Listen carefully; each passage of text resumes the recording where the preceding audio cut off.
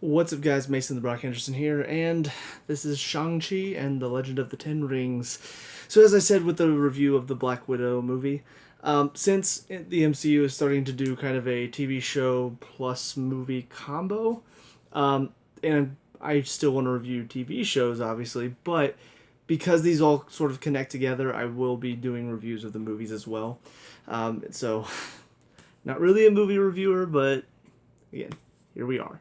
But overall, just kind of a pre-spoiler review. I definitely recommend it. It's enjoyable. It's really well done with the action.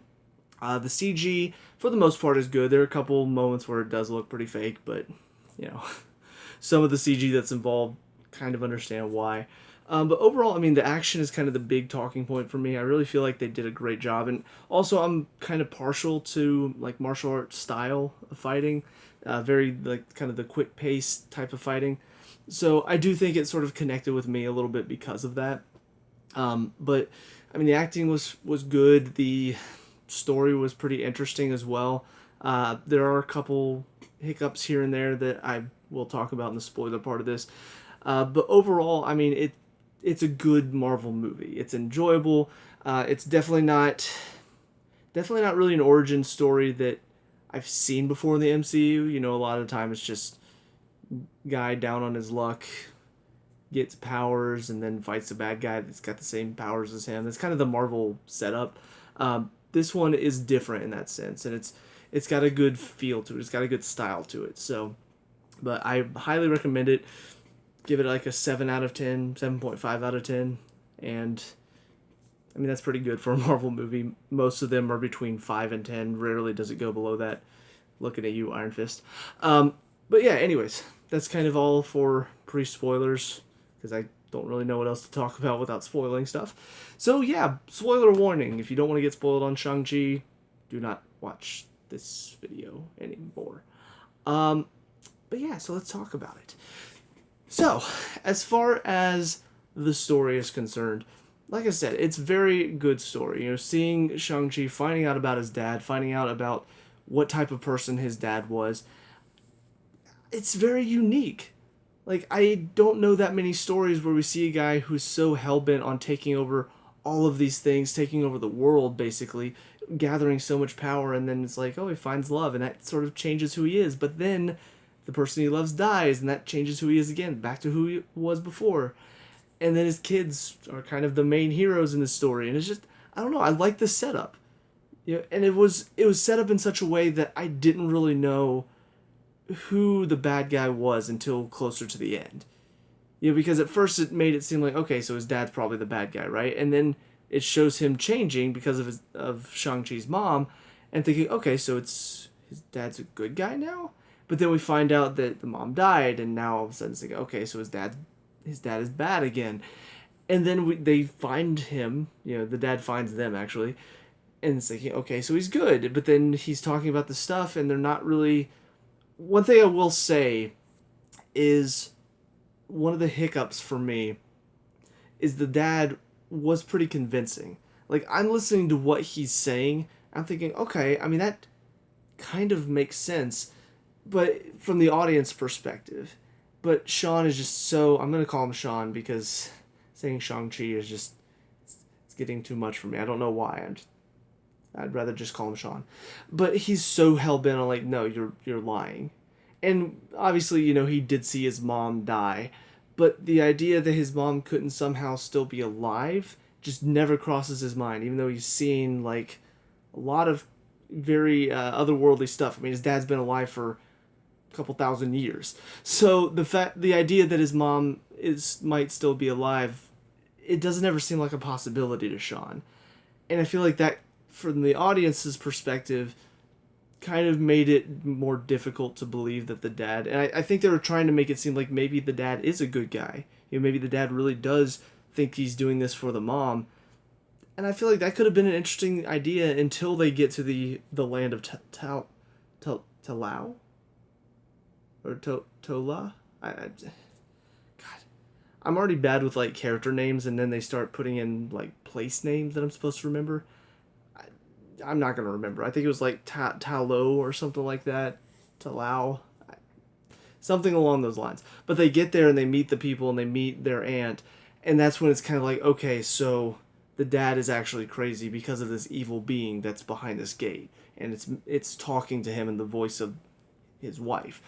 And that's where it can kind of be like, for the audience, okay, so this is the truth. This is what we should actually believe. But I think even before we got to that point, from the audience's perspective, we're kind of leaning towards the dad's going crazy and he's not actually telling the truth here, just because of Sean's reactions. And I feel like if they had made Sean maybe skeptical but possibly entertained the idea of the mom being alive, I feel like it could have kept us on the edge of our seats even more where the story is involved. But anyway, that's a minor little. I'll call it a nitpick. Like, it's just something that I feel like could have been a little bit more interesting from my point of view if Sean had reacted a little less like, you're lying, you're wrong, you're crazy. I think that could have been more fun. Because, I mean, they did throw in some very good scenes here and there to kind of keep that guessing game going. You know, with the scene where he's punching the wood statue thing as a kid and his knuckles are just bloodied. And his dad's like, that's enough. And then starts to, like, wipe the blood off for him. Kind of showing that the dad does care about him and he's training him because he wants to help him become stronger. That kind of added to the guessing game for me. Like, can we trust him or not? So then when they kind of throw that scene in with Sean not believing him at all, it's just kind of like, okay, well, oh well. So anyways, that's kind of one part of it that I really enjoyed. The other part of it is, like I said before, the action scenes. I mean, the ability to not just show off these quick martial arts moves, but also do it in a fun setup. You know, like a fun stage. It's always so much fun to me. It's enjoyable and I'm excited watching it. Like anytime they're diving through little like gaps and stuff to avoid attacks, anytime they're using their environment to their advantage, I love that stuff. I love watching it. It's part of why Iron Fist, I'm so mad that it was so bad, because I enjoy that style of fighting. So the fact that the story and everything else and the characters were mostly so bad in that show is why I hated it. But you know, just watching it here, not just the realistic fighting that's done, you know, with the quick martial arts, almost kind of Jackie Chan style. I think. I actually don't know like the difference between the different martial arts and stuff like that, but it's just so fun to see him, you know, like take off his jacket and use it to wrap a guy's arms and push him back and stuff like that. But then whenever they introduce the 10 rings and we see the 10 rings in action, they really do a good job of incorporating those into the fight as well. Because it obviously, you know, obviously it's CGI. They don't actually have powerful rings. I know it's shocking, right? But I don't know, they look like they're involved. They look real in the moment. The fighting that they're doing is very realistic, and then the way they're incorporating these rings is also very realistic. So I really enjoyed the fight scene that opened between the dad and the mom. Really caught my attention early on. So just like, this is really cool because it's kind of realistic and grounded in reality with these mythical elements brought in, and the fact that they managed to do that is pretty impressive. But yeah, like the way that he could use the rings to like walk on them as like an extra step up, or you know, using the rings as kind of a boost to add to a kick or to push them away. I don't know. I really enjoyed how they were incorporated. I feel like they did a good job of making sure it didn't feel super fake. You know, because there are a lot of fight scenes that when you watch it, you're just kind of like, okay, I mean that's fake as hell.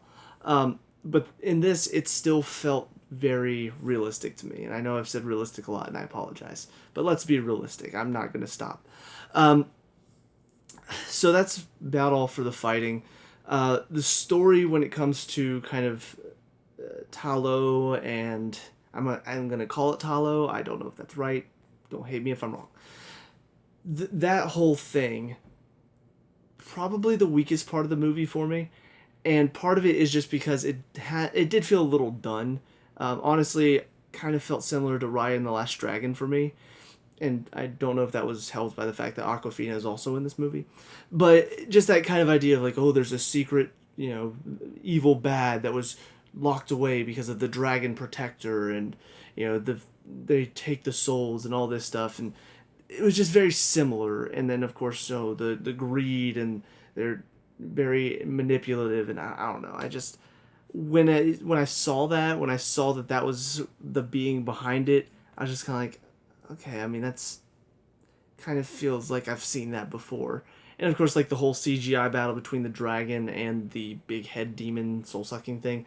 I mean, it was epic. It looked cool, but it just didn't quite compare to the fight scenes that we'd had that were much more grounded in reality. So whenever that happened, it's not like I was not enjoying it. It's not like I had lost interest at all. I just felt like it was weaker than a lot of the rest of the story that we'd seen up until that point. So it's kind of like, in my opinion, Wonder Woman, very similar. A movie that's grounded in reality, even though it's got this super powerful being. It's set in World War One. A lot of the scenes where she's in the war are great, but then you get to that final moment where Ares shows up out of nowhere, and it's just like, oh, so now we're just in a superhero film where CGI battle, boom, boom, boom, oh, epic. It's like, it's not that the fight is bad, just compared to everything else we saw in the movie, didn't quite measure up to it. So, a little upset about that, but it's not anything that ruined the movie for me. It was just kind of, I'm sad we're ending it this way. As far as the characters are concerned, kind of the main characters, I like Sean. The opening scene got me because it was just so subtle the way it was set up, because it's got like this nice kind of hip hop with a kind of a Chinese style hip hop to it. And he's sitting there doing push ups on the floor, and we see this nice car roll up. It's like, okay, we see him getting all dressed up before the car. She's like, all right, he's living the life. And then the guy steps out of the car, and it's not Sean. It's like, okay, then the guy tosses the keys, and Sean catches him, and he's the bellboy, or the valet. And it's just like, okay, that's funny. That's a good setup, and it kind of shows Sean who he is. He's kind of down on his luck, so that part of the hero's journey is still intact. But I like the fact that we find out kind of his story throughout the movie. We find out he's not just a normal guy, and even though it was kind of setting up like he was just going to be a normal guy, we see he's not at that first fight scene in the bus. And then we find out a little bit more about like he was trained by his dad after his mom died, and his dad trained him very harshly. And we find out he was sent on a mission and he didn't complete the mission. His dad's coming to find him. And we find out later he did actually go through with the mission. He did kill the guy that killed his mom. And it adds an extra layer because he's a killer. He did do what he was supposed to do, but it didn't sit right with him. It's not something that he knew he could do again, so he ran away because he didn't feel like it was right for him to do that. So I really like kind of the progression of Sean's story and us finding out his backstory throughout the movie. Just because it added kind of an intrigue. Like I wanted to see more about what happened. Very much like kind of how Arrow started off, where they were showing us some of the backstory about what happened when Oliver was on the island. Very much like that, where you kind of want to find out more. Unfortunately, Arrow just lost their way, but not talking about Arrow today. I really am referencing a lot of other stuff talking about this. I don't know if that's good or bad. But his sister, also very interesting. Her fight club was really cool. Getting to see Wong there with, I don't know if that's Abomination. I've seen people say that is Abomination, and when I saw the trailer, it looked like Abomination. I think I've also heard that Abomination is going to be in She-Hulk, so I guess that's who that's supposed to be. Again, very cool to see that we're tying in the Incredible Hulk, like I talked in the What If review. Like, the fact that they're actually using that movie more, I kind of like it. Because it's not just, oh, it's a throwaway movie, but although I did skip it whenever I was doing my rewatch of the MCU, so now I gotta go back and watch it again. But yeah, just seeing the Fight Club was really cool, and then his sister kind of on the fence about where she is at the end of the movie. Is she a bad guy? Is she still a good person deep down, but she just enjoys being in control because her father never let her have that? I don't know. I like the fact that she's not just like, okay, yeah, I'm just going to turn around my ways because this is who she is. It's the way she was raised, unfortunately. Her father did not raise her well, and so she grew up always feeling weak and powerless and wanting to prove that she wasn't. And it's led her to, she owned an underground fight club, and now she's the leader of the Ten Rings. So I like that element to it. The fact that she's not just going to live her life as a good person now, because that's not really who she is. And then Aquafina's character, Katie. The reason I bring up Aquafina is because in Raya and the Last Dragon, I was not a huge fan of her. And it's not really fair just because It's not like it was really her, it was her voice. And her voice is not the most pleasant sounding, she's got a very raspy kind of sound to it. So I'm not really a fan of the way her voice sounds. So whenever I saw that she was in this movie, I was kind of like, oh no, like I gotta listen to her again. But to be honest, whenever she's not doing comedy bits, I actually do enjoy her character. I do enjoy her acting style. It's whenever she gets all loud because her voice does get that raspy feel to it. I'm not a fan of that. But she had moments in this movie where it's like, okay, she can be very much a good actor. She can bring it down. She can tone it down a little bit, and she can actually have an emotional moment in this film. And I really enjoyed that because again, I was worried when I saw she was in this. I'm like, oh God, am I gonna hate her character again? Because I don't know if I've seen her in anything else. If not, maybe this is just it. This is maybe the only thing I see. I know she's a comedian, pretty sure. Um, but if I didn't like her, this was going to be 0 for 2 from what I remember of seeing her performances. So the fact that she did have a good many moments in this, they did kind of shoehorn her in a little bit at the end. It's like, oh, take her to the archery range, and then she shoots a few arrows, and they're like, oh, but you still can't participate. But then she needs to participate because they need all hands on deck, and then she somehow manages to take the final shot that kind of helps them win the day. It's just kind of like, okay, like little shoehorned in there at the end, but I also kind of get it. Like you wanted to give her a purpose aside from just being a good driver. Because honestly, I thought that was going to be her main purpose when they introduced that at the beginning, her driving abilities. So the fact that they actually gave her something else at the end is like, okay. It still feels pretty natural. It didn't feel too forced, but it did feel a little forced. But overall, she was still good. And then, of course, we see Trevor comes back into this one as well. Kind of like how they incorporated it, the fact that whatever his name was in Iron Man 3, I don't remember because I will admit, Aldrich Killian. I just remembered it. He is kind of a forgettable villain, but of course everybody's outraged. It's like, he's not the Mandarin. The Mandarin has powerful rings. Finding out that he just used the name of Wenwu's group, I like that. I like that tie-in. I like the fact that it's a realistic way for them to sort of rewrite that story a bit without, changing too much of the MCU lore. But then it also makes some of the nerds that were, typing about all how much MCU has ruined Marvel Comics and all this stuff. Hopefully this does help that a little bit. Because honestly, I was never one that really hated Iron Man 3. I actually enjoyed getting to see Tony Stark without the suit. And of course, the one major problem a lot of people have with it is, this is the Mandarin we get. Well, now we actually get the real Mandarin. So are you happy now? Probably not. Let's be honest. Internet trolls are never going to be happy. So we just got to move past it and accept the fact that they're going to complain and just ignore them. Because if you talk to them, it's the attention they want. So there's your little life lesson for the day. But anyways, but yeah, seeing Trevor in this, it did kind of feel like his felt a lot more shoehorned, like near the end of the movie than Katie did. Because Katie, it makes sense. She's Sean's best friend for 10 years. Because of course she's keeping track.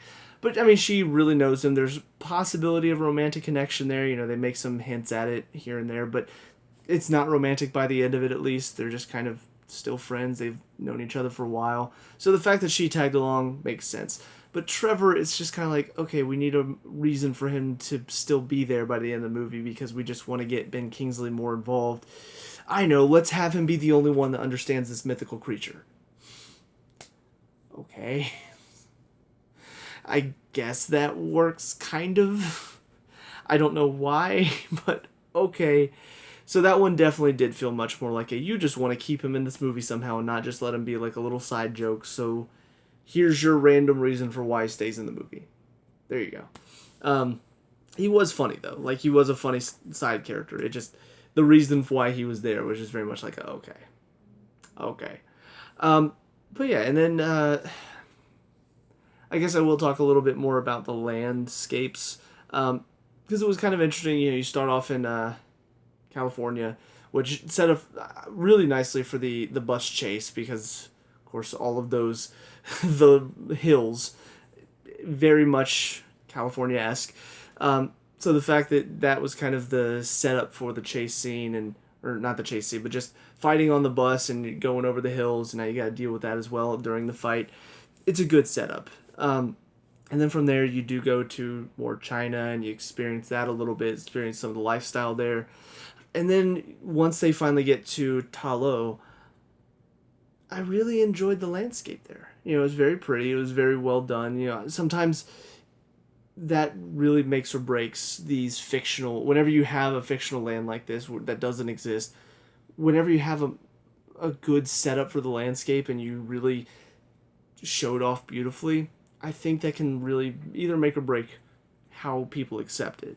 Um, and for me, I think they did a good job of showing this land that obviously doesn't exist, but they picked a good location to film. I, I saw that they filmed in New Zealand at some point. I did kind of get a Lord of the Rings feel from it, so just kind of some of the hilly areas and some of the mountainous areas looked a little bit like the hills that they filmed at for Lord of the Rings. So I don't know if that's close to where they filmed, but anyways, just kind of a little side tangent. But yeah, I really liked Talo. I think it looked pretty. It looked very nice there. The creatures were an interesting addition. I didn't really understand why they decided to throw that in there. One thing that I will say also, I don't really know much about yokai. What little I know comes from a couple of the games that I've played that are Japanese based. And that's where I'm kind of like, okay, these look like yokai to me, but I thought yokai were more Japanese folklore. Like, does China also share some of that as well? Because I saw like a nine-tailed fox. I'm like, okay, I'm pretty sure that's a yokai. And I saw like the lion with like the big teeth. I'm like, that definitely looks more yokai-ish. So I'm just kind of like, wait, but this is supposed to be more Chinese folklore, I thought. So I don't know if there's some intersection there. Like that's honestly something that I would like to know more about. So if you have any information, please let me know because that would be cool to find out. But that's just kind of something that when I saw it, I was like, that's weird. I thought that they look a little bit more Japanese to me than Chinese. But anyways, um, but yeah, I think that's almost. I think that's about it.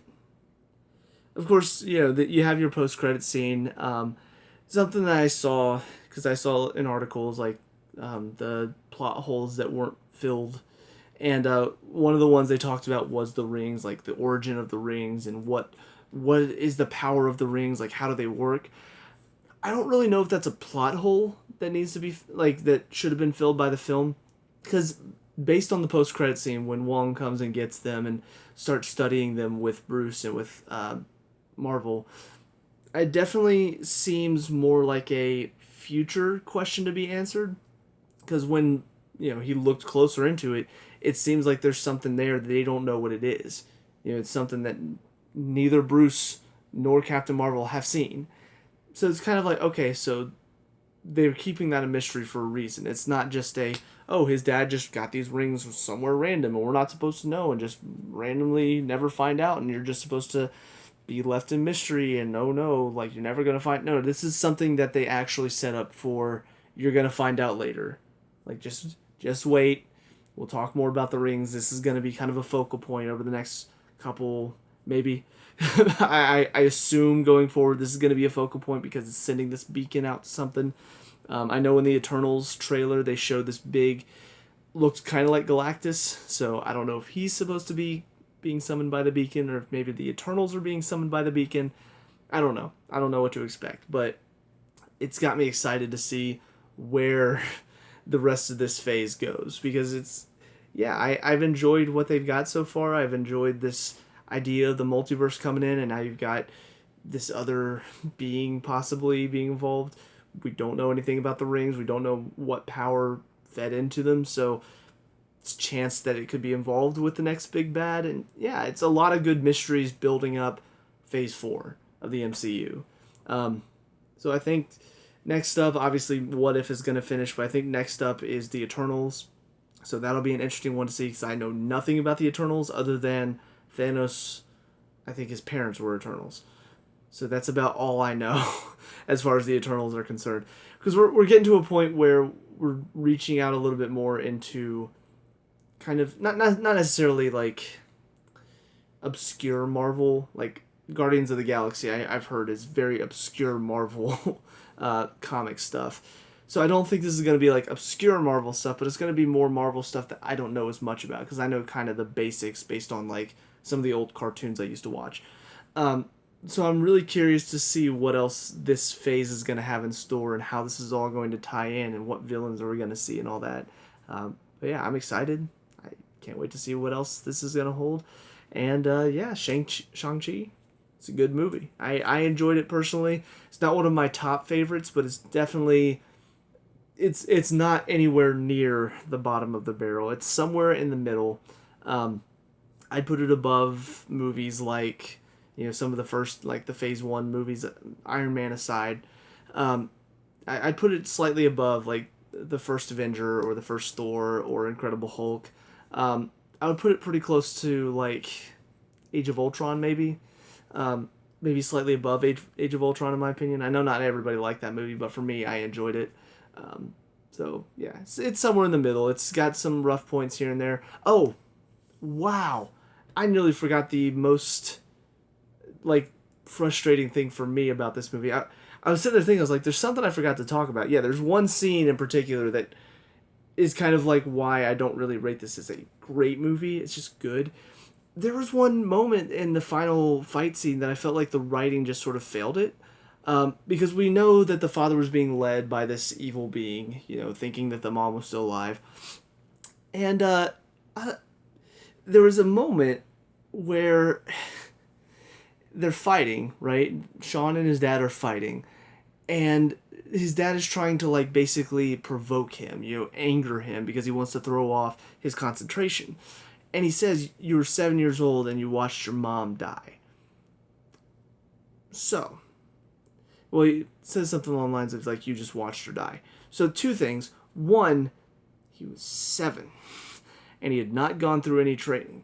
So for his dad to actually think that that's an insult, like if he had been training at that point, like if he had been through all the rigorous training that his dad put him through eventually, if he had been through all of that and then the mom died, then I could be like, okay, you were 13, but you were trained for this. You were trained to help, and he didn't help, and then his mom died. I can understand playing the blame game there. But the fact that he was 7 and he really hadn't been trained to deal with anything like that, it's like, how are you blaming your 7-year-old son for this? Also, I was assuming, and this I could be way wrong in this, I was assuming though that whenever this creature affects your mind, it actually like changes your cognition almost to where I think he truly believed that the wife never actually died and that she was just taken back to her homeland even though he saw her dead body. He saw that, so he should know that she's dead. But I think this creature like changes the cognition to where he doesn't really remember seeing that. So he doesn't know that the mom died. Like, he thinks that she was just taken back. And there's a lot of evidence to prove that. So then whenever he says you watched your mom die, like you just let her die, for him to say that, it doesn't really make sense. Because he's admitting, yeah, I know she died. Then why are you still trying to go let her out? Like if they played it where he thought she'd been resurrected maybe, I could see that. I could see that making more sense, but he actually, based on everything he said before, he actually believed that she had died. Or no, that she had not died. He believed that. He believed that she had just been taken back and locked away by her people, and that's why he was going to let her out. But then in that scene, that completely contradicts what he's thinking. So I think that was just very poor writing. They wanted him to try to provoke Sean in a way, and for some reason they couldn't think of a better line than him basically admitting that the whole reason why he's there is a falsehood. It's like, oh yeah, the one thing that I believe and the one thing that I'm fighting for, I actually don't. I know that's not true. I know that she actually died, and you're the one that. It didn't work for me, and that scene kind of threw me off a little bit. And it is kind of a major plot hole. It's a major thing that the writing team should have done a bit better as far as fixing that line and making it make sense within the story. So anyways, it was something that I'd forgotten about. It was something that I was like, oh yeah, duh, I need to talk about that. But anyways, like I said, all in all, it was still a good movie. Just a couple bumps in the road throughout. And yeah, it was enjoyable. So Anyways, with that being said, let me know what you guys think down in the comment section below. What were your thoughts on this movie? Let me know what we can talk about, discuss, all that good stuff. Leave a like and subscribe, future Marvel reviews, and I'll see you guys in the next one. Peace out.